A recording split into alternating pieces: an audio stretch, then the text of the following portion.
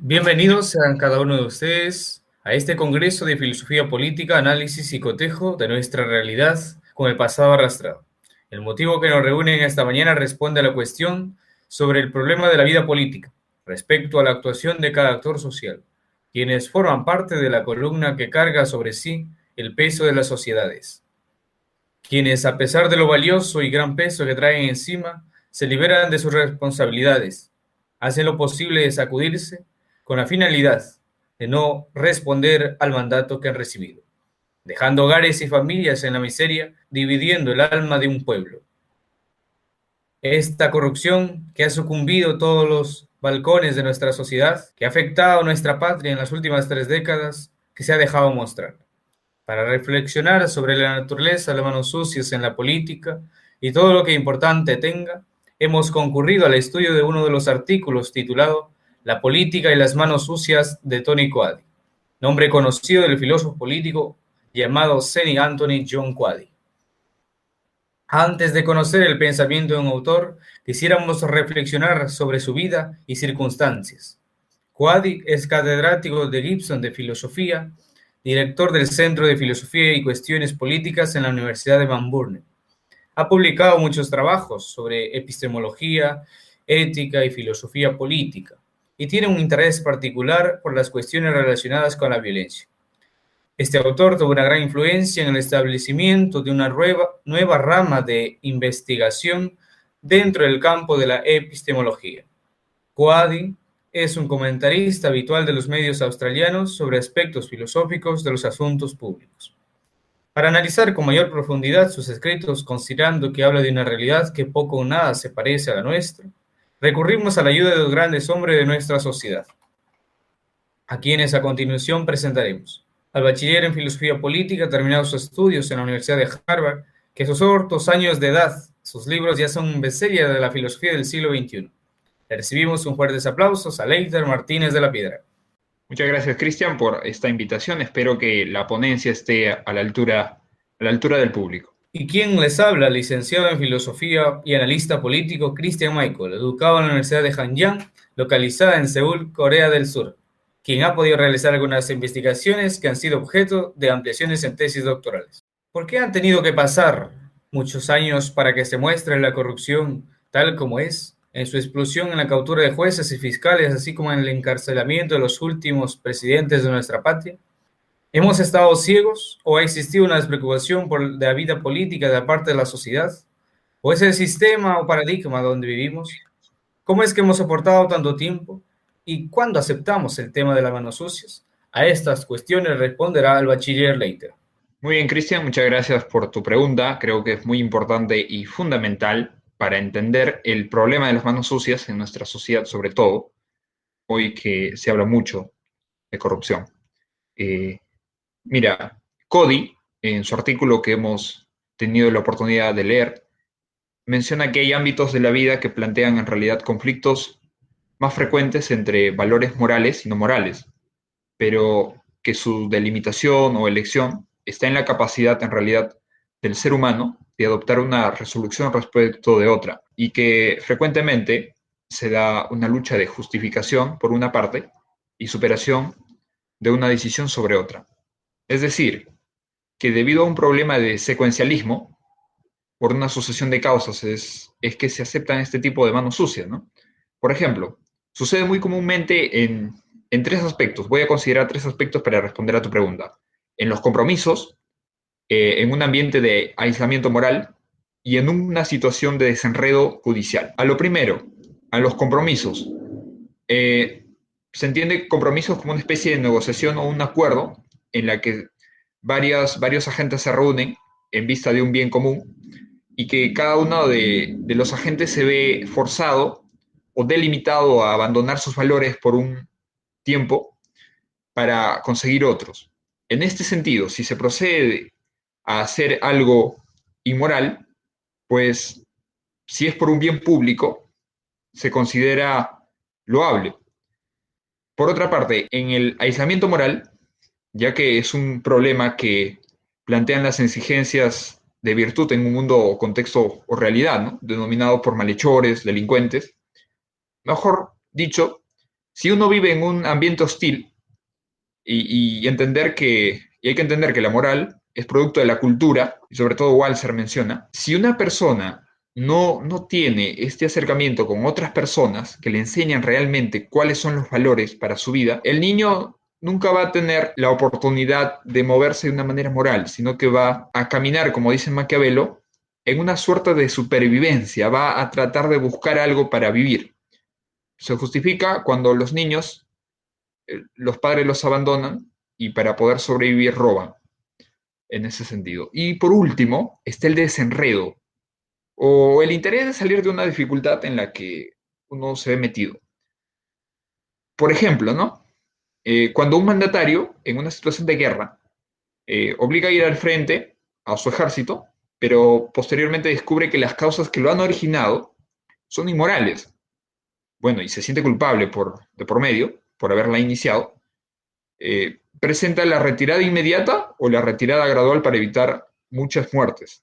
En realidad es un acto inmoral lo que ha hecho, pero no le quedan más opciones, ¿no? Y en este sentido es que se aceptan las manos sucias para dar solución a un problema que en realidad necesita ser respondido con urgencia, es decir, que nuestra realidad social y mucho más en la política eh, se presentan situaciones en las que necesitan ser resueltas de una manera inmediata.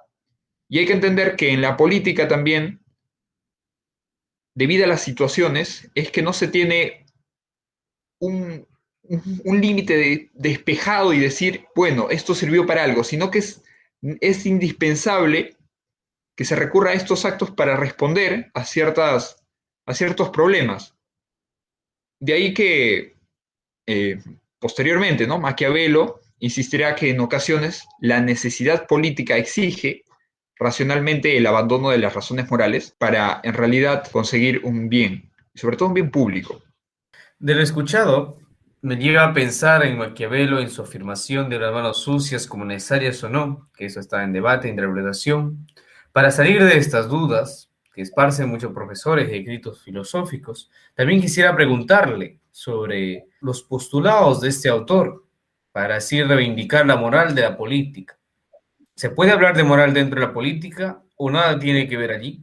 ¿Qué dice Maquiavelo? ¿Cuáles son sus postulados?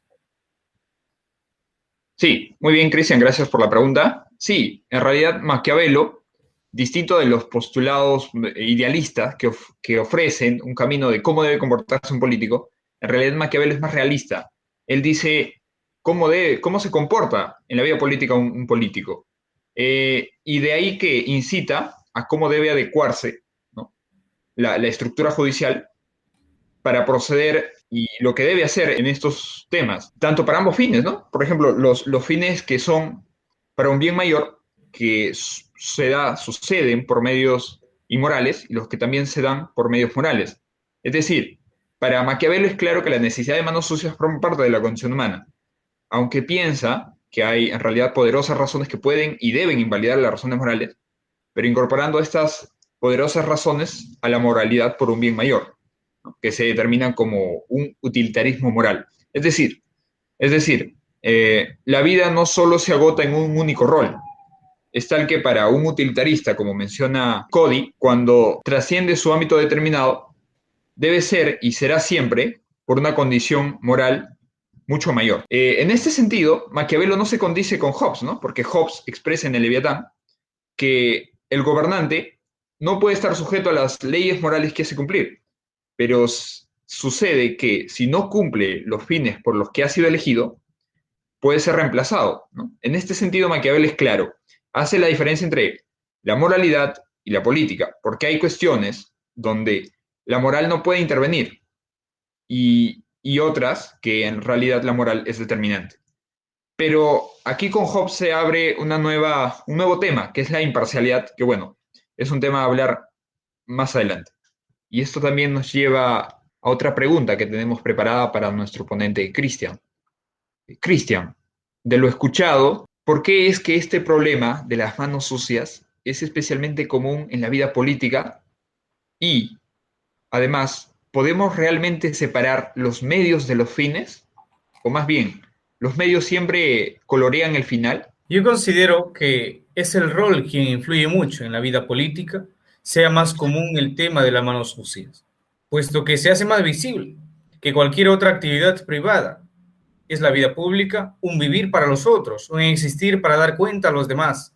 Toda acción realizada en la vida política, por su carácter social, implica ya estar expuestos a la aceptación o rechazo de la sociedad. Luego también considero que es por la magnitud de las consecuencias. Ante la elección de dos posibilidades, se elige aquello que beneficia a la mayoría. Dirá Maquiavelo que hay una gran cantidad de poderosas razones que pueden o deben invalidar las razones morales. Esta elección se lleva a cabo aun cuando implique violar la moral, ¿no? Porque el universo que se ve afectado es más amplio que de la vida familiar. Además, dirá, y junto con Hobbes más adelante, que los problemas que plantean las exigencias de virtud en un mundo y contexto dominado por malhechores, sería insensato comportarse de manera virtuosa en una situación semejante. Aunque el fin de ambos autores era distinto, ¿no? Puesto que Maquiavelo lo decía porque hablaba de una supervivencia del Estado. En cambio, que Hobbes, su interés principal era la autoconservación del individuo, aun cuando cada uno se comportaba algo de las inquietudes respecto a los roles de los demás. Llevando estos problemas a otra esfera del comportamiento humano, es decir, no viéndolo solo como problema de la política, ya que en realidad la vida pública es tan difusa y plural, y considerando que el problema de las manos sucias es parte de la condición humana que de la vida política, como a veces pareciera afirmar Maquiavelo, pues vemos que el hombre no es perfecto, sino perfectible. Y esa debe ser nuestra meta, ¿no? Agregaría aquí que el deseo de todo ser humano no es sufrir. Y muchas veces ese deseo te lleva a salir de los problemas de la manera más fácil. Es decir, ya que tienes el poder, ¿por qué no resolverlos aún a costa de ir contra la moral, ¿no?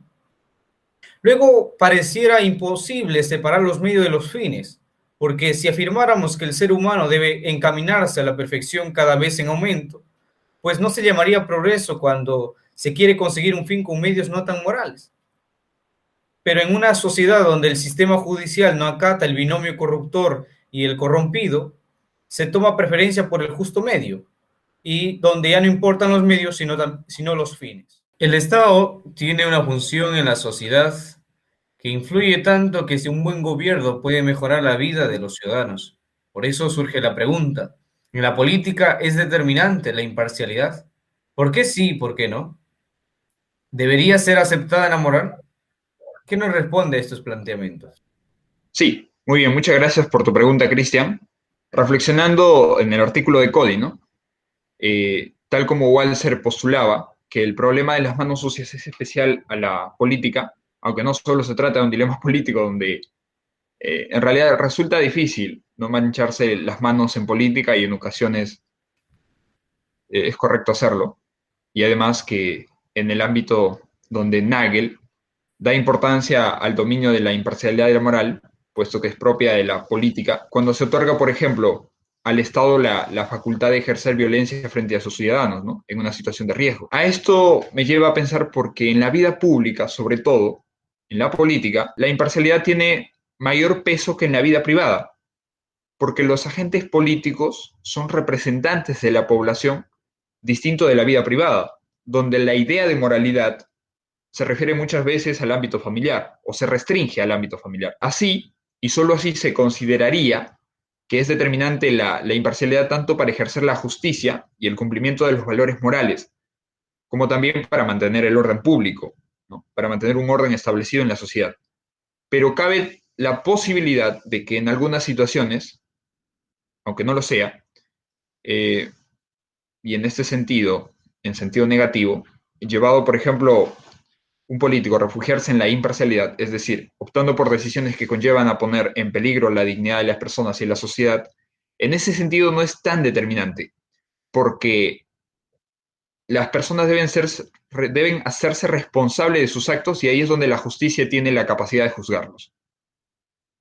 Asimismo, también importa los fines cuando determinamos si un político debe ser castigado o no. Muy bien, Cristian, gracias por esta segunda pregunta. Creo que ayuda a complementar la pregunta que expusiste. Sí, Considero que, ante todo, para responder a tu pregunta, se da un hecho muy común, ¿no? En nuestra sociedad, que se piensa que el poder tiende a corromper. La idea no es que el poder tiende a corromper, bueno, a veces sucede, sino que lo que sucede es que los valores que algunos políticos se ven movidos a defender y otros movidos a suscribir pueden ser producto en realidad de circunstancias y acuerdos sociales degradados para alcanzar un fin mayor y público. Bueno, aquí sucede dos cuestiones. Por una parte está lo que muchas culturas desaprueban, ¿no? Que es la corrupción, el hecho del ejercicio para el bien propio, ¿no? Eh, y, y también eso explica el por qué un político debe ser castigado. Pues un acto, considero, ¿no? Que un acto inmoral, tras haber sido transgredido fuera de la práctica personal, considera ya un problema de relevancia. Y obviamente, en ese sentido, el fin no justifica los medios y el Estado tiene que sancionar a quien comete ese acto. Pero por otra parte, como menciona nuestro autor Cody, hay algunos ámbitos de la vida que plantean, ¿no? Conflictos más frecuentes entre valores morales y no morales. Y que la delimitación o la elección, ¿verdad?, de una posible solución eh, tiene que ver con la capacidad del ser humano de discernir. En este sentido, eh, algo que no se puede tener, digamos, hoy en día es la confianza en las opciones políticas, como ya mencioné anteriormente, porque nuestras sociedades son conflictivas y en un momento determinado a veces no se tienen luces favorables, ¿no? Para decidir una solución y a veces se mide solamente por cuestiones de probabilidad. Pero Walser, en su libro Moral privada y moral pública, ya había dicho que en la vida privada existen estos riesgos, ¿no? Pero que con frecuencia hay mayor certeza al resolverlos. Pero en la vida pública o la moral pública, algunos políticos, aunque tengan una buena intención, pues su rol como político evidentemente implica adoptar comportamientos no buenos, y es precisamente donde el hombre criado, ¿no? Entender, desde un punto de vista de prácticas morales, comprende en realidad que debe renunciar a estas de una forma racional, ¿no? Para obtener un fin. Creo que esto es lo que Maquiavelo mencionaba. Y como es de suponerse, es una especie de negociación en la que varios agentes, ¿no? Que perciben ventajas en algún tipo de esfuerzo o de cooperación, se acuerda un compromiso para un bien público, obviamente. Bueno, claudicando ciertamente los valores o los intereses, ¿no? Por algo mayor. En este caso, se entenderá que por ser momentáneo es viable, ¿no? Las manos sucias. En ese sentido, el político no debe ser sancionado. Es decir, porque el Estado examina una situación de los valores de manera general y universal. Examina si favorece a la mayoría para justificar su actuación, ¿no? Pero sucede que debido al compromiso, muchas veces, de algunos convenios que va más allá de la lamentable negociación de un fin valioso o del abandono de un interés significativo, que exigen la anulación de la identidad y la integridad, supone en realidad la negación del principio básico de la unidad moral referente que se tiene, ¿no? Como el fin que se quiere llegar. Esto supone ya no una mirada a la universalidad, aunque tenga una tonalidad moral, ¿no? Sino que se centra solo en un bien propio, a espaldas del bien público. Eh, y aquí considero, ¿no?, que si este acto fuese permanente, el Estado ya debe asumir su responsabilidad por las consecuencias de los actos de estos políticos, que en este caso el político debe ser sancionado por mantener una continua sucesión de actos morales, ¿no? Creo que aquí ya se ve claramente que hay situaciones en las que la misma participación política tiene la necesidad de recurrir a las manos sucias, pero que deben ser examinadas debido a las situaciones y a la urgencia y con una universalidad moral, sobre todo. De lo presentado, me lleva a cuestionar que si hay algunos sistemas políticos que obliguen a otros para ensuciarse las manos, ¿no? Si es así, ¿cuáles serían las reformas que podríamos introducir para reducir el problema incluso, si no es posible, eliminar por completo? Sí, respondiendo a tu primera pregunta, Cristian, en realidad es posible que algunos sistemas políticos obliguen a los políticos a ensuciarse las manos sencillamente por la delimitación de los roles que estos ejercen, porque a veces eh, los roles no permiten que tengan mayor alcance para llegar a conseguir los propósitos que desean. Ya Cody nos lo había explicado, ¿no?, de una manera resumida, porque hay algunos ámbitos de la vida que plantean conflictos más frecuentes entre valores morales y no morales, ¿no?, pero que su delimitación o elección está en la capacidad del ser humano de adoptar una resolución respecto de otra. Sencillamente porque el papel político es muy problemático y difuso en cuanto a las probabilidades de responder a los problemas y dar la solución. Es decir, el político es el que ha sido elegido por la sociedad para cumplir un rol, que a veces los problemas son muy diferentes uno del otro, que tiene que elegir entre dos cosas. Y en este sentido, es muy posible porque el político tiene la necesidad de elegir, ¿no?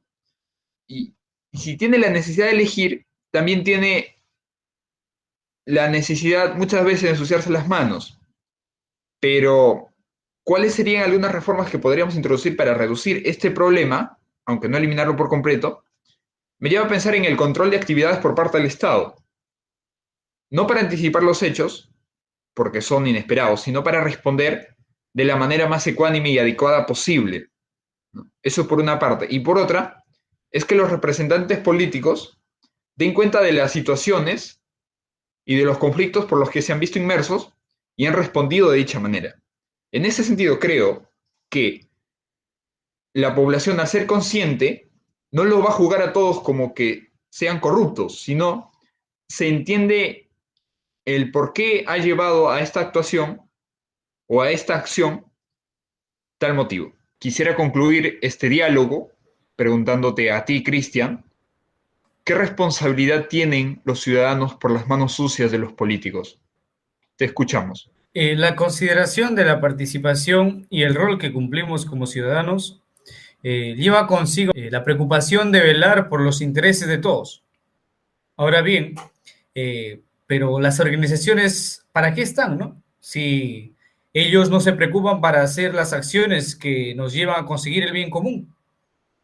Por eso les elegimos, dirán algunos, para que ellos se dediquen a esas cosas y nosotros nos dediquemos a nuestra vida cotidiana. Así, los políticos son elegidos para hacer aquellas cosas que uno en nuestra cotidianidad no lo realiza. De modo que, en primera instancia, la responsabilidad no caería en la población, sino en aquellos que están en el cargo. Pero, no podemos estar cruzados de brazos cuando la irresponsabilidad de los políticos nos afecta.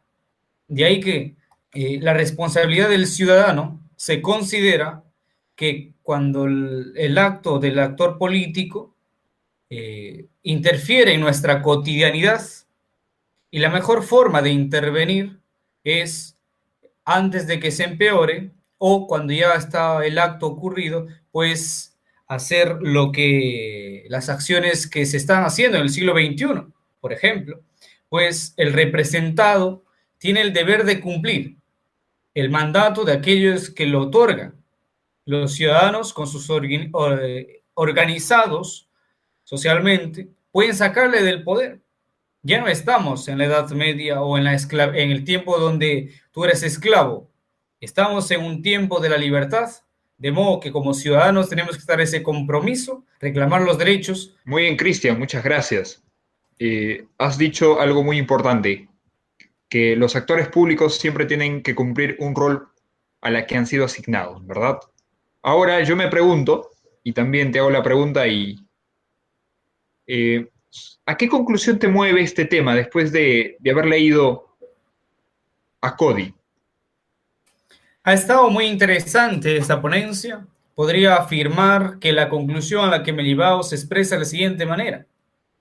Ante cualquier acción política existen barreras éticas infranqueables, es decir, siempre están presentes los derechos humanos. De ahí que en la actuación política de que el actor social no puede actuar por actuar yendo contra todo acuerdo humano.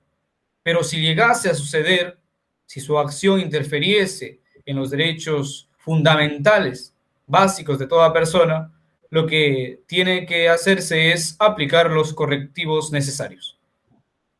Luego también considero de que la posibilidad de caer en este dilema, de que ante dos posibilidades elegir o beneficiar a la mayoría y cometer un acto inmoral, se da por dos factores importantes a considerar. Primero, que como seres humanos que somos, aparte de ser racionales, también somos seres con sentimientos. Y luego también está la necesidad de toda la persona por alcanzar la felicidad, y eso es huir de todo tipo toda cosa o situación que te causa dolor, como un instinto natural. Si estás en el poder, para salir de la mejor forma, de la manera más fácil, usarla eh, para poder lograr algo que tú consideras importante para tu vida, ¿no? Muy bien, muchas gracias, Cristian. Creo que has dado en el clavo. En ese sentido, ¿no? Planteando que siempre el problema de las manos sucias no tiene que atentar en última instancia contra la dignidad de la persona. Y en un segundo punto has dado a entender de que es necesario o surgen necesidades en las que se incurre por el miedo al dolor, ¿no? Yo quisiera aportar en este sentido que a qué conclusiones he llegado es que pienso en lo que decía Maquiavelo, ¿no? Sobre todo en su realismo, al tratar de explicar en cómo se comporta un político, no cómo debe comportarse. De ahí que concluyo, ¿no? Que de cómo debe adecuarse la estructura judicial para llevar a cabo estos procesos, ¿no? Y cómo tiene que hacer justicia, tanto para fines que conlleven, por una parte, a medios morales y por otra parte, a manos sucias, ¿no? Considero que la política tiene un rol fundamental y sobre todo la justicia en ese sentido para determinar, digamos, casi como un justo medio en la actuación política. Y en un cuarto punto, también, tal como Cody considera que la importancia de la educación moral es fundamental, pues que los ciudadanos, al no tener esta formación, terminan por considerar que el ejercicio continuo de las manos sucias viene a ser un binomio permanente entre bien y mal, y se pierde de vista la unidad o lo que sustenta la realidad de la moral. Así es de entenderse y también surge la posibilidad de criticar en qué medida el sistema judicial no ataca el binomio corruptor o corrompido, sino que ataca muchas veces a la gente que se corrompe y surge la necesidad de volver a reestructurar el sistema político, ya que por una parte, no es perfecto, pero sí es perfectible, es decir, se puede mejorar. Sí, y para concluir, me lleva a pensar que dependiendo de la situación y los fines a lograr, pero teniendo la mirada orientada en un principio unitario, en realidad ya no importan los medios, sino las intenciones, ¿no? Pero es menester mantener siempre un justo medio, porque a veces está un poco inclinada a las manos sucias o a la moral, eh, ya que el que quiere el fin tiene los medios, ¿no? Es decir, el medio es connatural debido a las situaciones sociales, ya que no siempre se espera actuar de una manera moral. Muy bien, muchas gracias. Después de haber escuchado, te agradezco, Cristian, por esta ponencia muy magistral. Así que terminamos esta sesión entonces despidiéndonos. Muchas gracias.